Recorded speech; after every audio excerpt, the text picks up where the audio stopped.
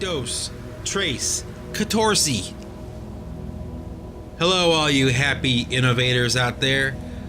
How you guys doing today, huh? I know I promised you some Singularity Podcasts a couple weeks ago in that last episode I did, talking about when I made that trip back to my hometown and all that kind of stuff. And I did make a couple new Singularity Podcasts for you.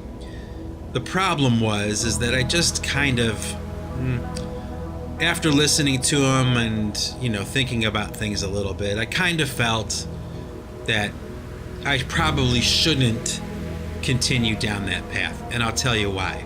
Because although it was not my intention, okay, I think I did have a tendency to come across a little bit negative, and, I really want to avoid that kind of stuff on the Singularity Podcast. I mean, it's hard enough to find content that's positive anyway. So I decided to scrap those 2 episodes and, maybe to be released at a later date or something after I think about it more or reconsider or whatever. But in the meantime, I decided I would sit down today and do a little bit of talking for you. Not about Cleveland and negative stuff, because a lot of it is. But I figured I would just talk to you. I don't really have a plan, but I felt the itch to make a podcast today. That happens from time to time. So let's see, what can I talk about today? Well, first of all, while I'm thinking about everything here, I'll grab a little sip of my coffee. Oh, man. So good. Okay, so here's what I'm going to talk about. There's a word, narcissism. And it's a word that gets floated around a lot nowadays, especially on the news and on the internet. You hear a lot about narcissism. And I think about that a lot, okay, because I am a content creator. I promote myself. So if I don't promote my content, then nobody else is really going to promote it for me. I have to actively use, things like social media and, the internet in general, really, to promote my art, right? So right off the bat, I have to kind of pause for a moment and consider this streak of narcissism that unfortunately is necessary for somebody like me in order to promote what I'm doing. But having said that, okay, I have to also say that I try consciously, I really do, to avoid being narcissistic as much as I can, okay? It kind of embarrasses me a little bit, and it's kind of, I guess for lack of a better word, it's kind of like shameful to me, to be talking about oneself all the time, You know what I mean. So I have to put a governor on that, I have to kind of watch it and make sure that, I keep that in check. And I think overall I do a pretty good job of it, okay? But lately, okay, and I suppose this has been happening forever, but it just seems to be happening like a lot more right now. I'll be in a situation where I'm talking to someone about something like, I went to see a movie and the movie was really good and blah, blah, blah, blah, blah. I'm talking about this movie experience that I had, and the person that I'm explaining it to, in some kind of verbal judo maneuver, they flipped the conversation from being about me and going to this movie that I saw to something about them. Okay, so now we're talking about them. And it's kind of annoying, okay? It's subtle, but it's there, and it's kind of annoying to me, all right? And it happens all the time. I mean, all the time with everyone. And I'm guilty of it too, I'm sure. I'm not immune or exempt from guilt on this topic, but like I said, I do try to keep it in check. It just seems to me like most other people don't, okay? And it really chaps my ass sometimes.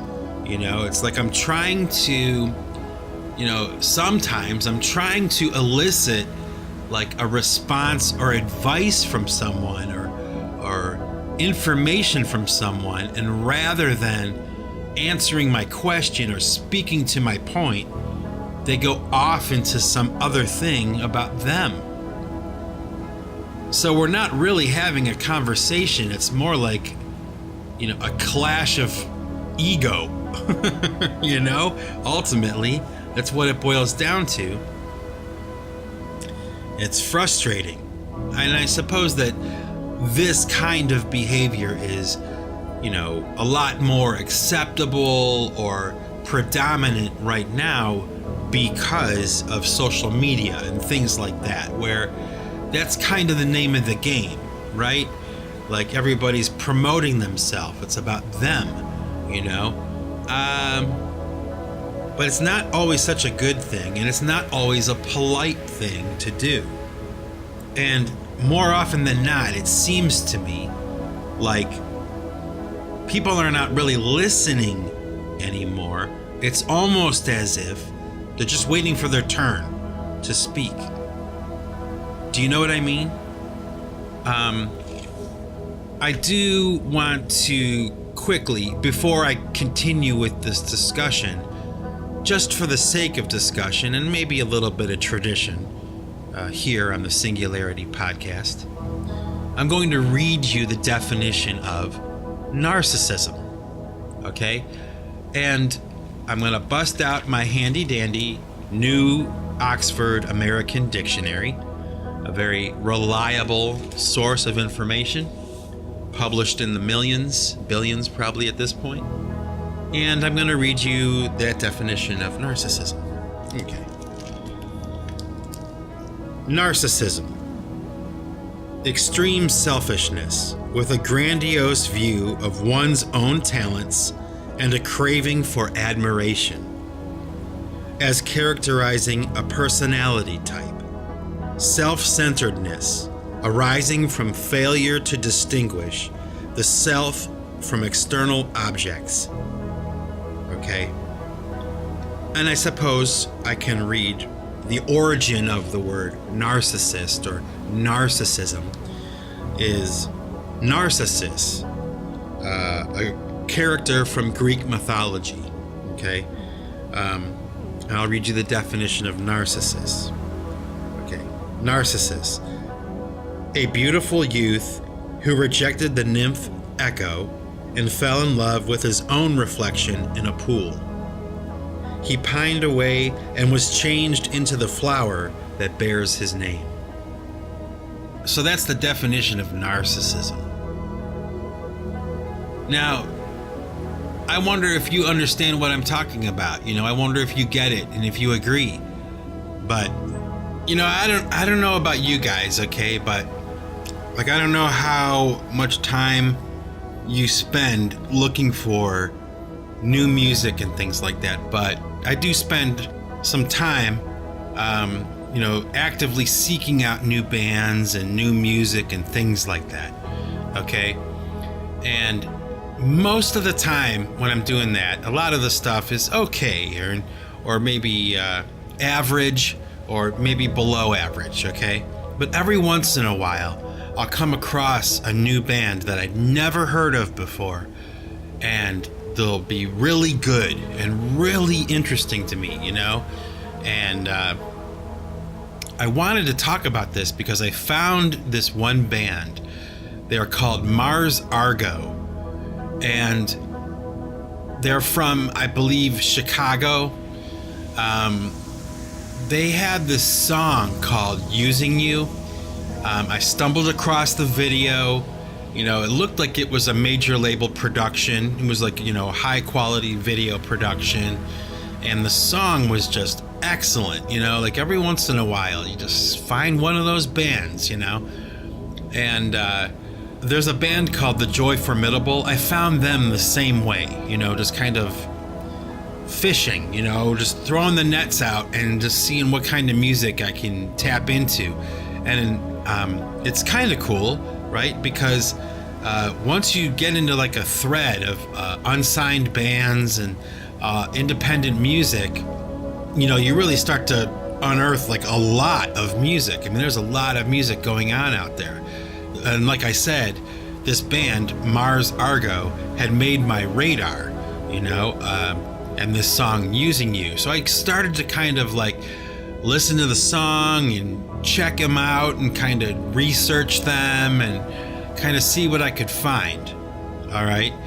And it was really kind of funny to me because, well, it was funny, but it was also kind of a little bit depressing. And I'll tell you why.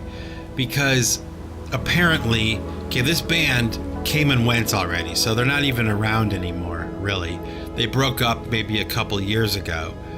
But they were really good, you know. And it turns out that the guitar player, I forget his name. His name is like Titanic something, some kind of stage name. Okay. Well, he was like the songwriter, I guess, in the band. And they have Mars Argo, who was the singer, this little blonde chick, you know, wearing a pixie collar and kind of like singing all like, you know, really kind of reminiscent of like the Ronettes and the Supremes, like that kind of sound, that Phil Spector wall of sound kind of thing, and that singing like that, you know, Ronnie Spector, you know, or whatever her name was.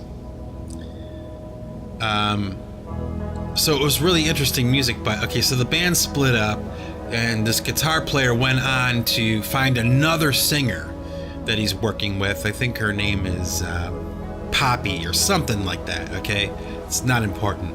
And their music is like okay, like the music they're making right now is like okay.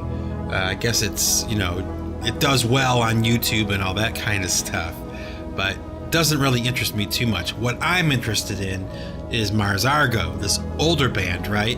Well, there was a lawsuit involved here where Mars Argo, the singer from this band, Mars Argo, was suing this guitar player, okay, for starting this new group with this singer Poppy and stealing the sound and the image of Mars Argo. So the singer Mars Argo was suing the guitar player for like a plagiarism. Okay, and I thought that was really interesting. It's also kind of depressing and stupid at the same time, because it's like, you know, what it turns into is like any kind of presence they have online right now is kind of like all about the lawsuit. You know, it's not about the music or anything like that. It's about, you know, this stupid lawsuit. And I guess the lawsuit, you know, wrapped up, and it wound up being dismissed in court or something, which is thoroughly unimportant to me, okay? But what you can't find online, at least I haven't been able to find it yet, okay, is like, you know, a history of the band, and just, you know, just kind of getting into like the music and who was writing what and what was recorded when and how, you know, where did they work and where did they tour and what were their concerts like, you know. And it was really kind of a funny thing to me. It kind of sent me off thinking about all that kind of stuff, and just how this idea of plagiarism and posing and kind of co-opting the look and sound of another band and, claiming it as your own. It's something that's been going on since I was a little kid. I remember, growing up playing clubs and all that kind of stuff, and all the bands that were startups and, getting things going. They were all kind of in their own way doing something like that, emulating their influences and things like that, But there's this band called Greta Van Fleet, and oh my gosh, it's like facepalm. Like, I can't believe it. Okay, they are totally ripping off Led Zeppelin, and I'm not talking like how Jane's Addiction ripped off Led Zeppelin, or Smashing Pumpkins or something. Okay, we're talking about blatant, undiluted, flat out ripping off Led Zeppelin's sound, 100%, like to the point where a song starts and you can't tell the difference between Led Zeppelin and this new band. I mean, you would believe that it's a new Led Zeppelin song or something. Okay. And and I guess what I want to talk about is not so much that they're doing that, because, what are you going to do? They're just a band that, they're trying to make it, right? They're trying to become popular. So, the easiest way to do that, especially to a generation of younger kids who are probably not too familiar with Led Zeppelin, right? They know more about Justin Bieber than they do about Led Zeppelin, So, they're going to hear this band, Greta Van Fleet, and they're not going to understand exactly where they're getting this sound from. All they're going to know is that it sounds good, because it does. It's a formula, and of course it sounds good because, Led Zeppelin did it about 30 years ago, and it's not like, this band, Greta Van Fleet, is derivative of Led Zeppelin. They are completely ripping them off, And it speaks to what I was talking about earlier with Mars Argo, this idea of plagiarism, okay?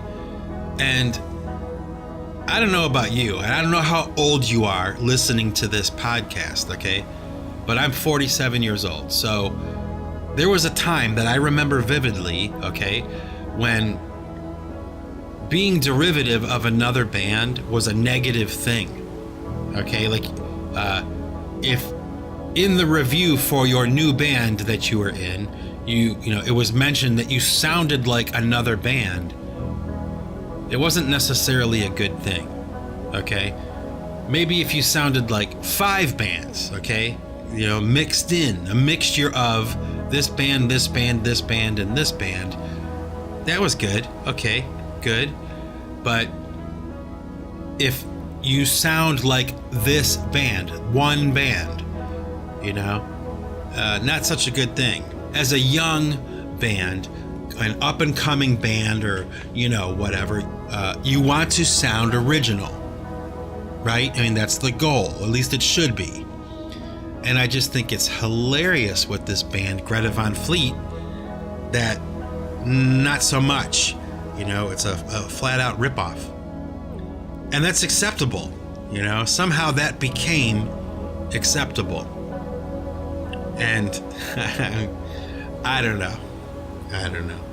Maybe it has something to do with living in a, post sound sampling music industry, where this idea of remixes and mashups, is so common now and so overdone that it becomes acceptable to just flat out rip somebody off, to totally cop the sound and feeling of another band that's been mega successful and just copy it, unabashedly, without reservation, completely ripping off the sound. If you listen to Greta Van Fleet, you'll know exactly what I mean. And the funny thing is, though, is that, with Led Zeppelin, Okay, the band that Greta Van Fleet, in my opinion, is completely ripping off. Okay, with Led Zeppelin, they had, well, one, they were the originals. Okay, like I saw this thing. It was a YouTube video. What made John Bonham so great? What made John Bonham from Led Zeppelin such a great drummer? And they have this, like, you know, diatribe about all the things he did that are technical or whatever. You want to know why John Bonham was so great? And let me tell you, I've been drumming for about 40 years, okay? I'm going to tell you why John Bonham is so great, all right? Because he was the first. Because he was an original, okay? That's why. Yes, he was a technically proficient drummer. Yes, he reinvented how the instrument was played and changed rock and roll drumming forever, okay? Without question, John Bonham did that, okay? But why was he great? Because he was the first. He made it up. He thought it up. He came up with the ideas, okay? We just happened to copy everything he did. You know, every rock drummer since John Bonham, you know, has copied everything he's done in some form or another. But it was the fact that he was an original. He was the first one, you know? That's usually what makes someone great. Unless you're Freddie Mercury or something, because he's just great, like, on a whole different level. Trust me. He's just... I could do a whole Singularity podcast on, you know, how amazing Freddie Mercury was. But I won't. I digress. Anyway, so, you know, Led Zeppelin had this sense of being the first. Led Zeppelin was the original, you know? And there was a chemistry. And the sound that they made was found by these four people, you know? Yeah, maybe their producers had something to do with it, maybe a little bit, but let's face it, with a group like Led Zeppelin that has a body of work that they have and the legendary status that they enjoy, okay, they had a chemistry, and those songs were written by them. They were, you know, I'm sure the sound of Led Zeppelin was hard found. It was hard to do. Required these specific four people, the chemistry between them, the sounds that they made, how their instruments were tuned, and how the tones were dialed in. I mean, everything, and the aesthetic too, as well. You know, they had a look. Led Zeppelin had their own look, and you know, so much so that, you know, every singer, right, since Robert Plant, in some form or another has emulated him, okay? Same with guitar players, right? I mean, Jimmy Page was a watershed moment for the instrument of the guitar, you know? Legions of musicians post Jimmy Page have co-opted his sound, or what, you know, his style in some form or another. But with this band, Greta Van Fleet, okay,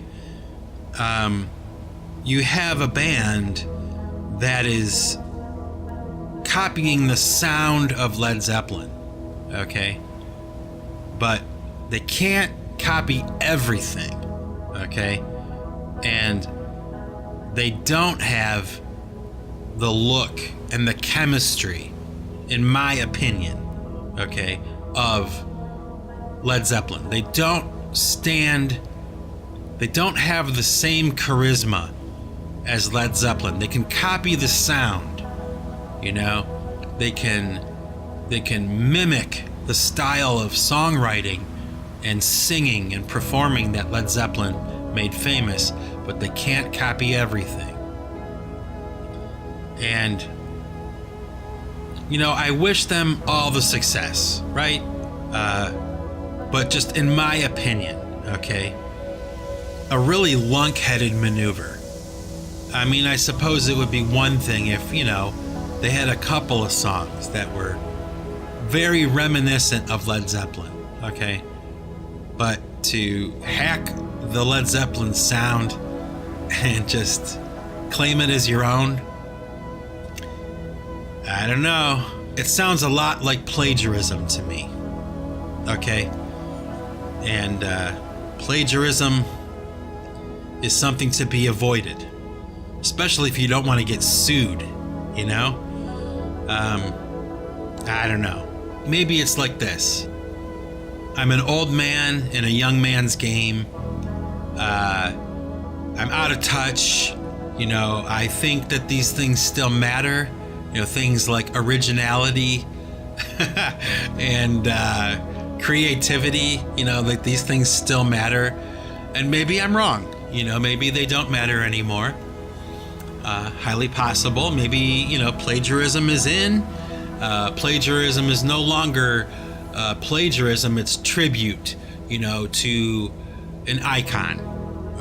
Maybe that's what it is, I don't know. I could be wrong.